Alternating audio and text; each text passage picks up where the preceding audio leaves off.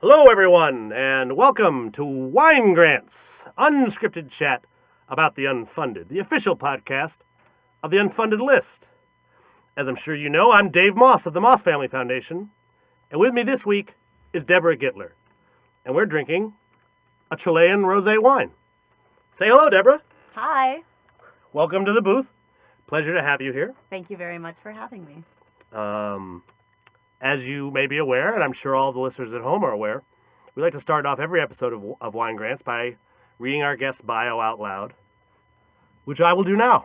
Thank you. Debra Gittler is the founder and executive director of Contextos, an educational nonprofit that transforms the quality of education in El Salvador. Previously, she was the coordinator and lead author of El Salvador's National Teacher Training Policy and Literacy, part of a regional effort at educational reform. She studied social entrepreneurship and international education policy at the Harvard Graduate School of Education, and as a New York City teaching fellow, taught 5th grade in the South Bronx. In 2013, she was named an Echoing Green Fellow for her work with Contextos, and in 2015, she went on a reality global trip to Israel, sponsored by the Schusterman Foundation. I was on that trip too. That's where we met. And now, Debra's in a booth with Dave Moss, drinking rosé. Not the first time we've drank together. I don't think we had any rosé on that trip. Did we? Maybe. If it was not remembered. That trip was the origin of the Wine Grants concept out of the Moss Foundation. I was actually having some wine and talking to Russ Finkelstein about my idea for the Unfunded List. And at one point he suggested, well, you should think about having a podcast. And then later that night I doubled the wine budget for that evening. That was the very first Wine Grant. We've since given away, you are the 17th episode of the Wine Grants podcast. Lucky number. Well, I guess once we had 2 guests, so you're the 18th guest. Oh, that's even better. Especially given the Schusterman connection. Yeah. Cheers. Salud. Delight. L'chaim. Yeah, l'chaim indeed. Very nice to have you. We've had a variety of different guests here. You are one of our fundraising guests, which will be great. And one of the things that I remember from the trip, one of my goals for the trip, because I live here in D.C., I spent a lot of time talking to people about what they do and how they do it and how they need money to do that. And I really wanted to go on this trip to Israel and meet people for the people that they are. And so I remember, and we talked openly about it. I was aware that you ran something called Contextos and guessed that it had something to do with text because the word text was in the middle. But we deliberately didn't talk about the program at all, which I think was a great decision. We got to know each other as people. But now that you're here in the booth and you've got thousands of Unfunded List fans listening at home, please tell us about your nonprofit and how you're helping people, what problems you're solving, that sort of thing, please. Sure. Well, Contextos is based in El Salvador. We work throughout Central America. We have a really unique methodology. So contextos in Spanish has 2 meanings. It means with texts and in context. And the idea behind that is that we believe learning is contextual. And that text itself, really rich, powerful content can be an incredible motivating force to lift the level of thinking. So throughout the developing world, education in general, to give you some context, is completely Nice. rote memorization. Kids learn only through copy and dictation. Books aren't available. So a good classroom, every kid's notebook is the same because they've copied the same content. The reality of the region is very low capacity teachers who have limited literacy experience themselves. So what our work is on the one hand, we work with the private sector to really bring extremely high quality content at a very low price. But our work is about training teachers so that teachers learn how to use text to raise the level of thinking through conversation. And once you have a really dynamic, vigorous conversation with lots of different ideas, that becomes a vehicle to promote writing. So we started in 2011 in 3 schools in El Salvador. We're in 70 schools now. We have projects with organizations in Guatemala, Honduras, Costa Rica, Nicaragua. We're in the process right now. 2 years ago, we took our programming from public schools also into juvenile detention and prisons. And now we're working, potentially, knock on wood, this is the first time it's being said out loud, but to see about a pilot in Cook County Jail in Chicago. So realize that El Salvador, the Northern Triangle, is now the most violent part of the world. highest homicide rates anywhere, massive migration, and huge gang problems. And so that's something that resonates with parts of all of our cities. And so we've learned a lot about working with trauma and what education means in those environments and why reading and writing can be powerful. That's what we do. Awesome. Thanks. Thank you. And you're very good at explaining it, which makes sense. Well, I really love what I do. And the timing is perfect because literally I showed up late here because I was busy pressing send on a grant Oh, were you? proposal. I was. Well, I hope that it becomes hopefully funded. will not become in an unfunded Hopefully you don't list. have to send it in. Now that you mentioned it, what percentage do you apply for a lot of grants from foundations to fund Contextos? Probably. You know. Where does your funding come from? So we're 5 years old. We just turned 5. So rejection is such a part of what we do that it's become, I can't remember anymore. It no longer is hurtful or sad. I'm proud of how we raise money. So about probably a third of our funding comes from government funds. Which government? Both the United States government and El Salvador's government. A third comes from individual donors, maybe a little bit more from individual donors. It's hard sometimes because family foundations, do they qualify as foundations or an individual? And then about a third comes from foundation grants. Any of the large major foundations? Anybody you No. can name on the? Sure. I mean, let's see. Well, the United States State Department, we can name that. I've heard of them. Yeah. One of the foundations that's our largest supporter is the Tinker Foundation out of New York. They're unique to to Latin America. Tinker. So if you know anything about philanthropy, which you do, you know that Latin America, in terms of international giving, is very underrepresented. Nothing like the African continent, for example. I'm glad that you mentioned that because today I went on a hunch, and so I have an account with Foundation Directory, and I logged on, and I searched for education in Latin America, and I also searched for young adult Jewish engagement in the United States. And as you can imagine, there are thousands of foundations really interested in making sure that young Jews are engaged with their Judaism in the U.S., which is something that is important. I don't mean to knock that. But it was fewer than 10 foundations list education in Latin America as a priority.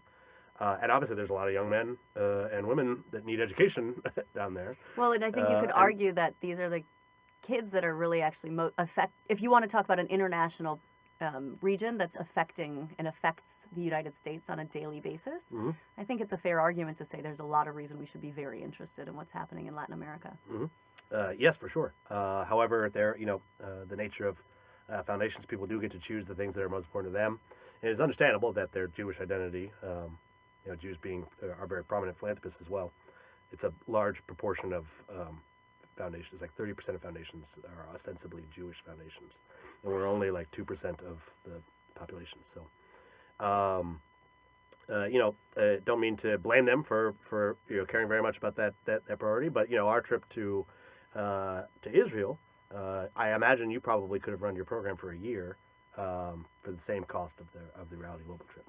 Now, I'm not going to try to argue about the impact of both of those things. It's just to say that good job raising money from foundations. Thank I think you. it's not a field that a lot of foundations are eager to get into supporting.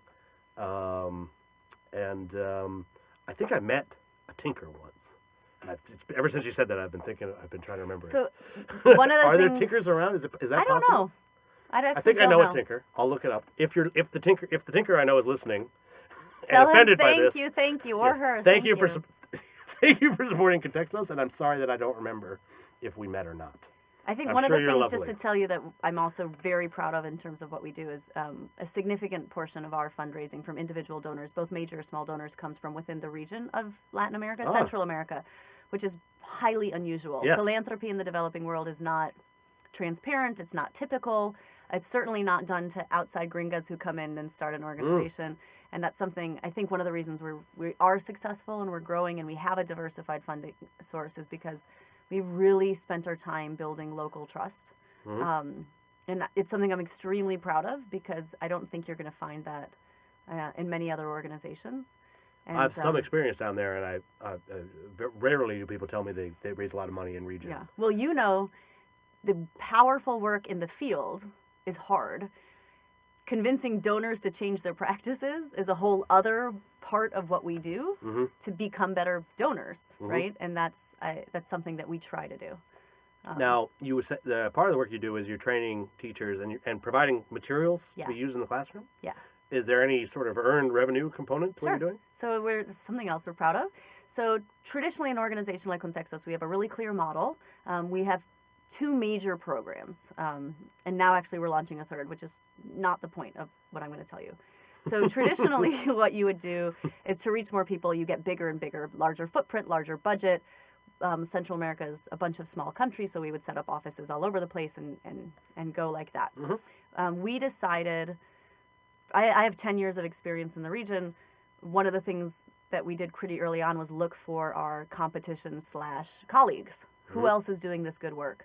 And pretty much a blanket statement that we understand big NGOs that get multi-million dollar grants from Bilateral Aid do good work. We don't consider them our colleagues or our competition. So can you elaborate on that? Sure. Let me get to this point, and then I'll tell you what I think about that. I'm interested in that, though. So revenue generation, what we decided is we are not going to grow with that big footprint model. We are going to grow with a revenue generating model, which means that all of our work in El Salvador, most of our work in El Salvador is as a traditional nonprofit. If we do things with private schools or some foundations, they do pay us for that work. So you would get a, in Spanish, it's like a factura. It's not a donation receipt. You get an invoice rather than a donation receipt. Factura? Yeah.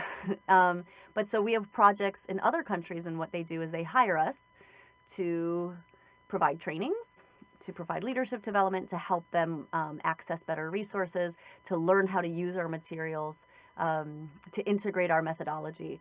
And so outside of El Salvador, most of our work is based on a revenue generating model. So right now we have a couple consultancies throughout the region. One where we go to them in Honduras, we provide training, and now we're working with them to help develop their library model. And so we'll be the bridge with the private sector, both in terms of shipping and publishing companies throughout the world. We have one model that's a digital model, so teachers in a part of rural Guatemala get online, and they get mentoring and coaching from my staff. And another model actually also with Guatemala, with an organization in Guatemala, where they come to us and they go to our schools and they work with our coaches and our trainers, and that's how they build their skills. And that's sort of based off the idea that it's very powerful to go from small, rural, poor, whether it's rural or urban, Central America, come to the States and see amazing practice. But when you go back home, it doesn't click. But to see really powerful practice in context is very inspiring and informative. So that's what we're doing in terms of revenue generation. We don't see ourselves becoming sustainable off that model. Right. But I think in terms of leadership and development and recognizing the power of small organizations. So that brings me into what your other question was about bilateral aid. There's an enormous amount of money invested in Central America, like many parts of the world, by organizations like USAID or the World Bank or the European Union, Save the Children, RTI, these kinds of massive, you can call them beltway bandits. I like to not call them that because they might be listening. I call them dinosaurs. I'm pretty aware that they might be listening to me. I don't know. Well, the truth is that my experience started with organizations like that. So I came down to Central America originally with a program. I didn't work for USAID, but it was funded by USAID. It had that kind of, those kind of organizations in their portfolio. And what I saw, and I don't want to make huge blanket statements, but we were, you have a 3 to 5 year program that comes into a poor country with struggling institutions and an enormous amount of money and outside influence. It's very hard to find sustainability, and the indicators really pushed for numbers and not quality. So I don't want to say that program did nothing. I don't think that's true. But I think an organization like Contextos or these other organizations we work with throughout the region have the potential to sustainably make really long-term differences. And I don't want to be one of those organizations that is so busy fighting for big numbers that we forget. I mean, I gave up a lot of things to go start this organization because I believed in the impact. It's very tempting to ignore the impact to become a millionaire. For sure. And when you're, especially a smaller startup outfit trying to solve problems, resource scarcity becomes a big, your entire universe, and that's the lens at which you look at everything, and it can trying to do the work while constantly not having enough money is really, really very difficult. I admire the fact that you've one of the things I look for as a funder all the time is is it possible for there to be revenue from this program, and are they pursuing it? Again, I think it would be very, very rare for a social good program to be able to completely fund their operations through their own revenue. But these days, the sort of the boomer model of let's raise a bunch of money and then give it away, I don't see that doing. I don't see how that's done a lot of good for anybody. I feel like when you're usually when there's revenue involved, it means that the recipients of the services have more skin in the game or somewhat more involved in the program, which to me means there's going to be greater impact. And again, I think one of the for funders, especially when they're funding in other countries, they become a lot more metric focused, right? I think you'd have an easier time convincing somebody about a qualitative improvement in their local neighborhood than you would down in Latin America. If you're trying to prove to a funder that your program's successful down there, you have to say, we've reached this many kids. Sure. You're going to have to say things with numbers. You know what's interesting? I never thought about this, so I might say it out loud and take it back. But we went on this trip to Israel. For me, it was transformative. I think for you, it was too. Super powerful. Unbelievably yes, inspiring. I didn't pay $1 for it. I don't think they ever questioned. I believe you did pay and I think I was reimbursed, actually. Oh, really? Right? If you, Yeah, if you didn't flake out. You could apply for a scholarship for the... No, there well, was a... It doesn't matter. The point being... If I could get that back, I would take it.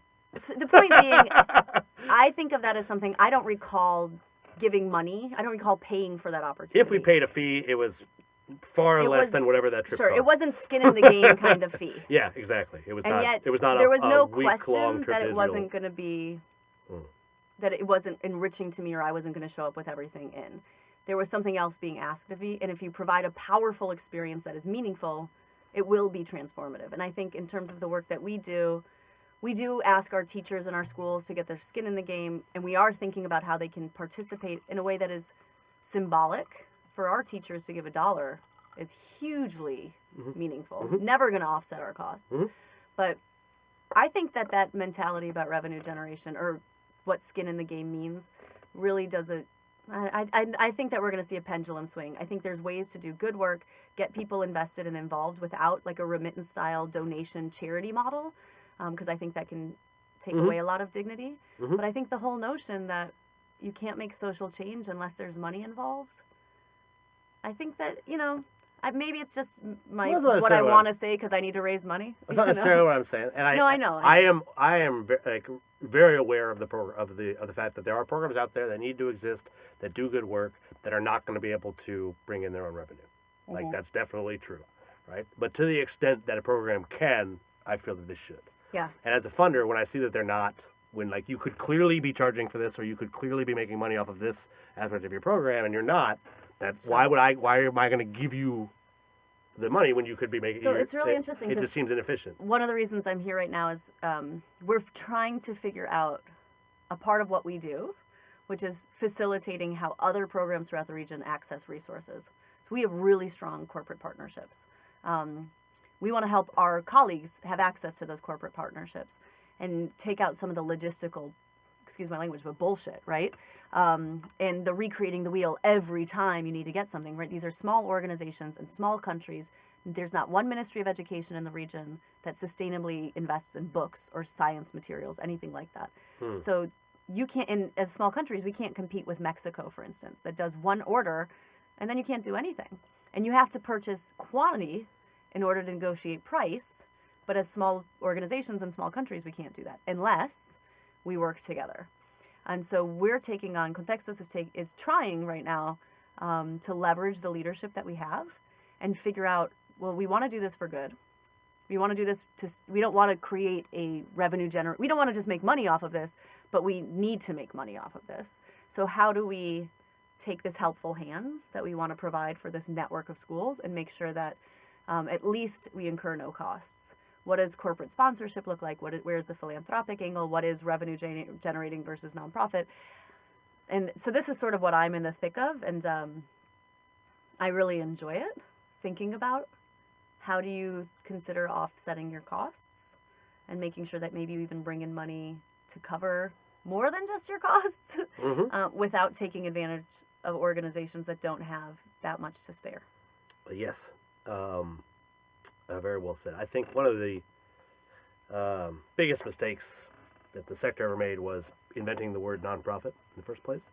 There's two things that are true. One, nonprofits are actually able to profit. That you don't go, they don't, like, it's not illegal. As much as silly as that, as obvious as that sounds, I know people who think that you have to return the money. Sure. I've heard people, like professionals in the industry, be like, you have to return money. God. Can you do an episode just about the most ridiculous things you've ever heard I'll say about nonprofits? I'll tell you this right now. So I was a Present Tense Fellow as part of the Jewish Federation here in D.C.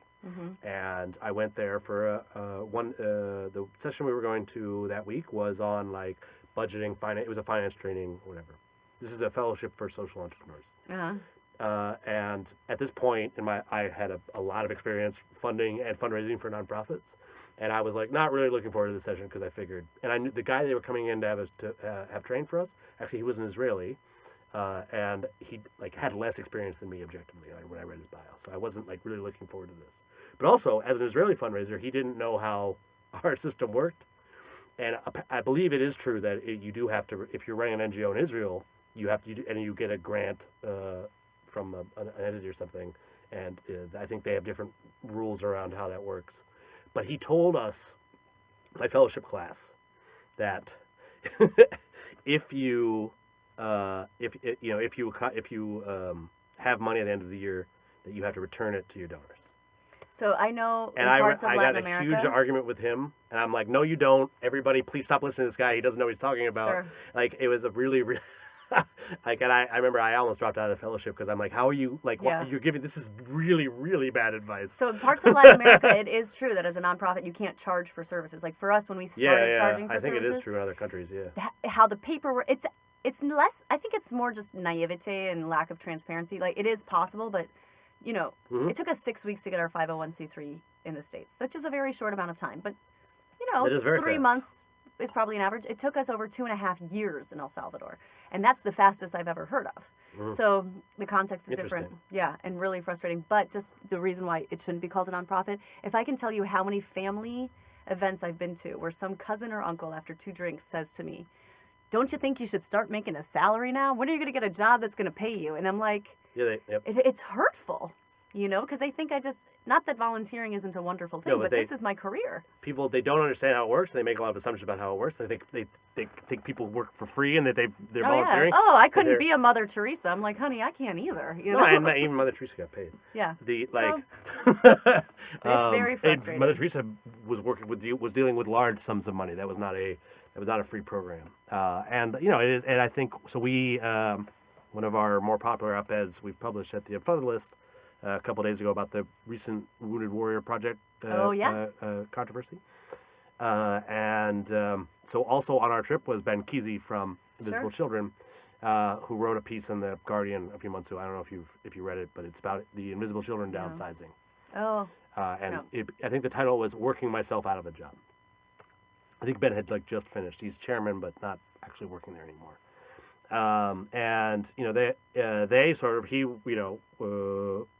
as money started coming in after the Coney video did so well, they were expanding because that's, you know, it's America. You got more money, you expand, you pay more people, and salaries go up, and all of that.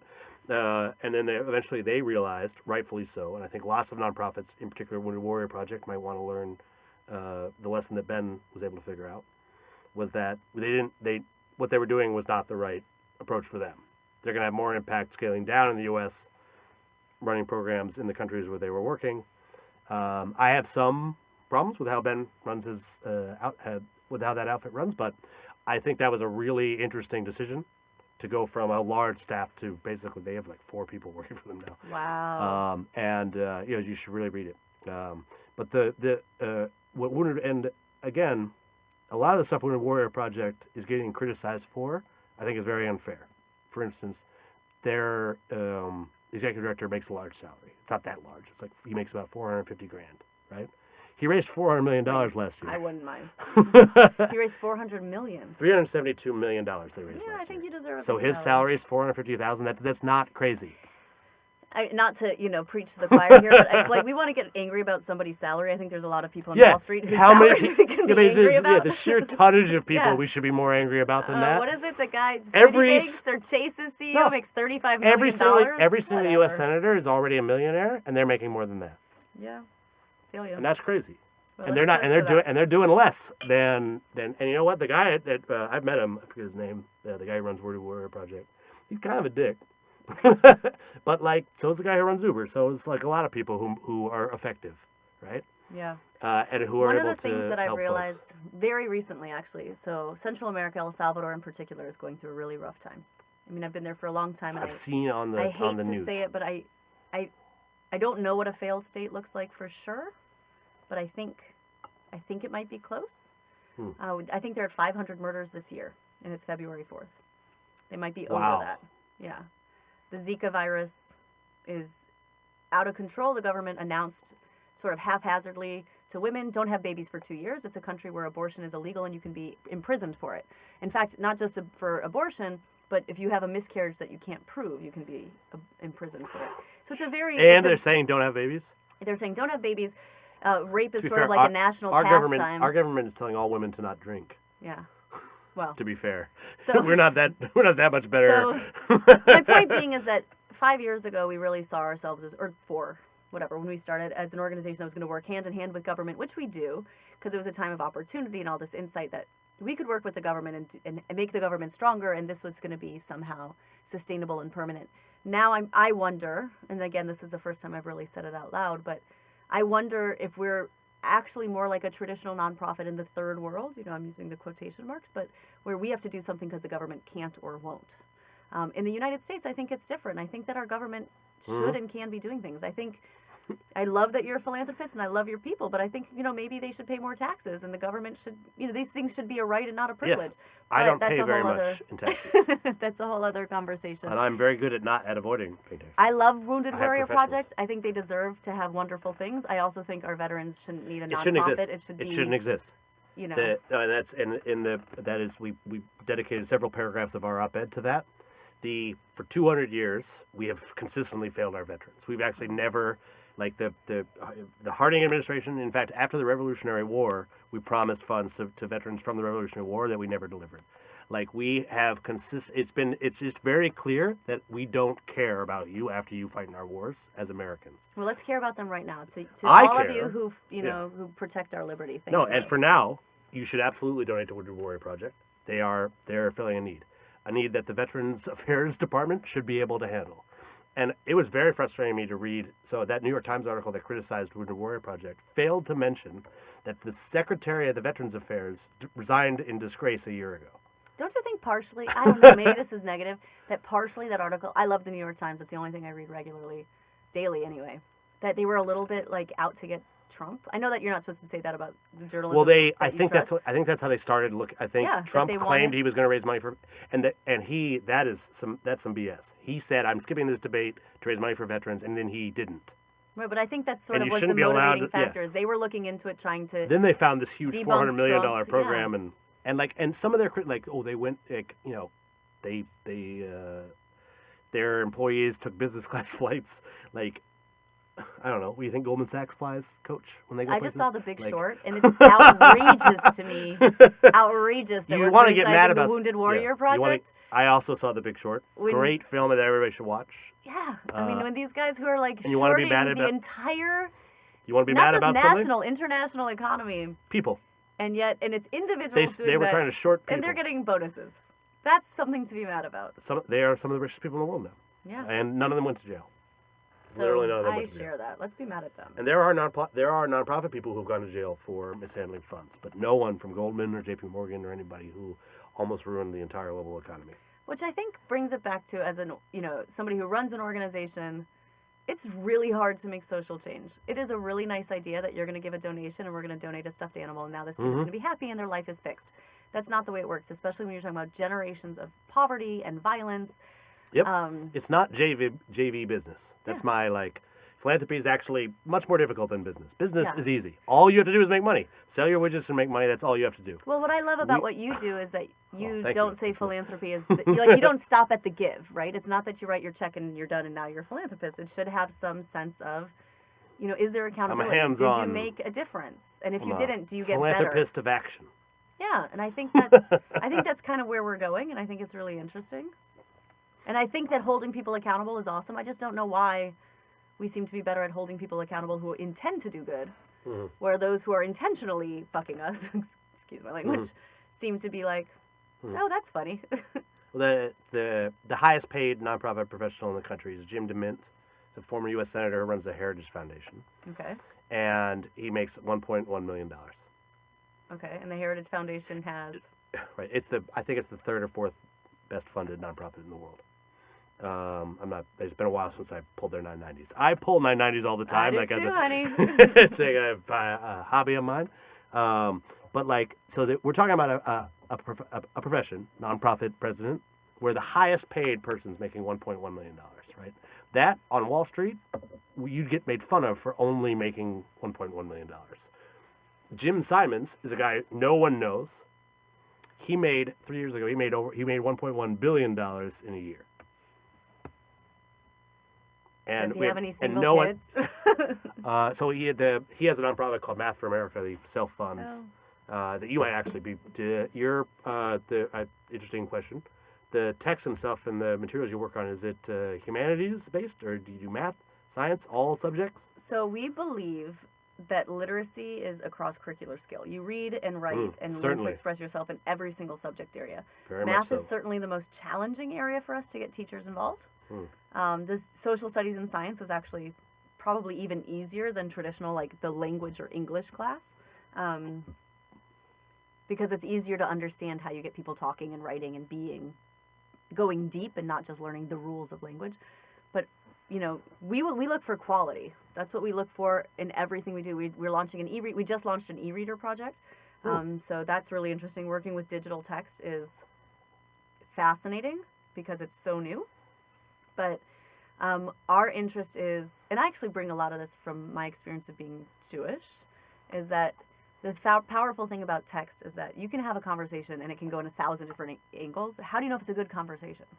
Right? Because you want a good conversation should move, it should evolve, it should develop, but it essentially is going to have some sort of conclusion, right? You can, especially a facilitated conversation, if it wanders too much, then it's not a great facilitation. And having good content that helps you come back and anchor that is really powerful. And what we've noticed in our work, whether it's a math story or a nonfiction, really traditional nonfiction, is the power is in the facilitator. How are you asking the right questions and helping move conversations so that kids, and when I say kids, I mean literally from 3 to 25. How are they being held accountable to their own experience and to the text? Why do you hate 2-year-olds? They're just worthless. No, I'm just kidding. But the idea, right, like, especially in a context where everybody's living in trauma, violence is everywhere, insecurity is everywhere, you cannot talk about what you're learning without making connections to your world. And that can be scary for teachers. And so they need to have something to bring that story back to and then push for further thinking. I don't know if I'm being clear. Yeah, no, but, you are. And it's a really simple thing to think about, because it's not, people want fancy tablets and apps and programs, and I think that's valuable too, but I would like an app. Yeah, I think that it's an app or a nap. Whatever. Do you have an app? Well, either one. No, but I think so the content piece, we just look for quality. And so, as you probably know, one of the things that does happening in developing countries or developing communities, even here in the States, is like content dumping. Oh, I don't want this, but I'm sure those poor people would like it. Yes. Right. I'm sure you read those articles about like. Well, I worked in with the containers Baltimore of public school single system for a while. rollerblades that end up in Afghanistan. Yeah. Well, in my experience working for charter schools in the U.S., most of our donors wanted to give us their old books, and we never wanted their old books. Never. This for any donors that might be listening. It's pretty much a fair rule. If you don't want it, nobody else does. And I think it's good to say. I don't think I've ever actually made that point on the podcast. No nonprofit wants your old stuff. Like, they're trying to do real serious things. They don't want your old stuff. Don't please. And it's in fact a problem when you show up with a bunch of trash for them to take as a donation, then they have to deal with it. And they were already resource stretched. Speaking of which, you mentioned something to me once, and I'm not sure if I remember this correctly. Do you fly for free? No, I fly You have some sort of... for the price of taxes. Oh, can you explain that? Is that something that other nonprofit practitioners could possibly take advantage of, or is that a unique to you? I like to think it's unique. Can you explain what plenty of nonprofits do. I know, for instance, Room to Read, an organization I greatly admire and criticize, but mostly admire. They have an amazing... Hear that, Room to Read? I have... I know they're pretty good. It's pretty good nonprofit. Incredible. They're I'm amazing. sure, like anybody, they're not doing everything right, but no, I think it's just pure envy from my point because okay. they do things. You do well. Look envious. Okay, well, I don't take that people away. Listening, they can't see right now. I'm the only one who can see right now. We're spending too much time on that. But for instance, they're a good example of an organization that gets donors to donate their miles. The podcast and things does like tend that. to ramble near the end. I don't know. But it's the nature of the. I'm finished the wine. I'm going to answer the question. So we have two agreements with two different airlines. So I'll mention Avianca Airlines because they're incredibly generous. They're the largest airline in Latin America, and they take care of all of our shipping for free. So one of the biggest problems in developing countries is usually the shipping cost. So it's cheaper. I can buy books at a decent price, but to import them into the country usually will double or triple that price. So then it's not worth it. So they take care of all of our shipping and all of our travel needs. So they waive, for the most part, they waive the cost. We pay you pay the taxes on your flights. Yeah, I mean, I'm trying to think of... Well, I don't want to say exactly what I pay, but it's less than I paid... You have it's an less than I'll pay an Uber this week, for sure, to go internationally. Oh, very nice. Very nice. They take extremely good care of us. I imagine that's like... Extremely good care of our world. It's a game that must make your program possible. Are you kidding? The reason why my staff be able to do excellent at what they do is I can make sure they can go anywhere in the world at the drop of a dime and get the best quality exposure or training available to us. You tell me you have resources, you tell me you have an idea, I can be there and sit with you. There's a conference that all you can come to or whatever, you can go to that. And it's usually the travel costs that It's... impair everything, especially because you have to plan. And if you plan so far ahead and then something it's just too complicated. But Avianca Airlines is probably our most critical ally.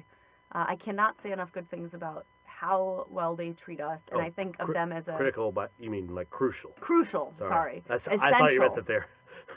but they hate us, and they don't like what we're doing. And then we have a second... Another second, airline privilege, which was totally luck, but a donor who works for an airline who was able to share companion privileges. And so that allows me to travel... stand by anywhere I want to go that airline flies. Yeah. And so I've met this. I think this is one of the things founders of startups look for more than anything. Is if I could get there, I can sleep on my friend's couch. I can eat ramen noodles, but I need access. It's FaceTime. You can send a million emails. But it's being able to be in the right place at the right time that really helps. And both of our relationships with airlines were made from totally being obnoxious in cold calls, sending the emails. I was going to say, how were you able to... it was getting... I have a theory, my partners will tell me that this is not true, that it was the secretaries of CEOs who supported us for years before the actual signer knew what was going on. I've been told that that's not the case, but I think, and this is something, definitely as teachers we learn, the janitor is the most important person to help you. The best ways is asking people for small things, and that is exceptional advice. I think something a very good point for us to end on today. For those of you at home, who are running your own social change enterprises, I hope you were listening very carefully to Debra Gittler just now because she is one of the best. Yay! Thank you very much for coming in, sharing your expertise, and sitting in a booth with me for 40 minutes. I know that's not... We've sat in smaller spaces. Yeah, we spent we spent a lot of time in the bus seats next to each other, and as we drove through the desert. And I want to thank you. If I remember correctly, you were with me when I threw up, right? Yes, I was sitting next to you. I was very hungover in Palestine. Yes.